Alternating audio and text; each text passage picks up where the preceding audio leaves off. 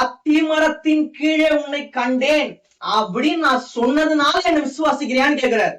அப்போ இதுல இருக்கிற ஒரு உள்ளாழம் என்னன்னா, தேவன் நமக்கு தீர்க்க தரிசனமான வார்த்தைகளை சொன்னால் மட்டும் அவரை விசுவாசிக்க கூடாது. அவர் நமக்கு செய்தாலும் செய்யாவிட்டாலும் அவரையே விசுவாசித்துக் கொண்டு நம்பிக்கையில் உறுதியாக இருப்போமே ஆனால் இன்று மட்டும் இல்ல, வாழ்நாள் முழுவதும் நமக்கு ஆசீர்வாதங்களை அள்ளித்தர தேவன் வல்லவராய் இருக்கிறார். அதனால கேட்கிறாரு, யார்கிட்ட கேட்கிறாரு?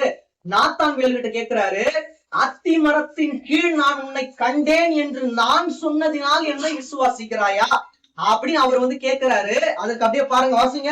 இதிலும் பெரிதானவைகளை காண்பாய் என்றார். இதிலும் பெரிதானவைகளை காண்பாய் என்றார். இன்று தேவன் உங்களுக்கு தரும் ஒரு திறவுகோல் வார்த்தை தான், இதைவிட பெரிதானவைகளை நாம் காண போகிறோம். விசுவாசிக்கிற மாதிரி சிறிதான நன்மையை இதுவரை கண்டோம், இனிமேல் பெரிதான நன்மைகளை நம்மை காணும்படியாக தேவன் செய்வார். ஒரே ஒரு விஷயம், விசுவாசிக்கணும். அவரை மட்டும் நாம் விசுவாசிப்போமே ஆனால் நாத்தான்வேலுக்கு சொன்ன வார்த்தைகள் நம்மளோட வாழ்க்கையிலும் கண்டிப்பாக தேவன் நிறைவேற்ற வல்லவராய் இருக்கிறார்.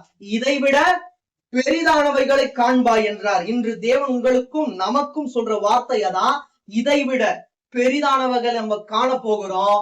கண்டிப்பா கேட்காத காதும் கேட்கும், காணாத கண்களும் காணும்படியாக தேவன் செய்வார்.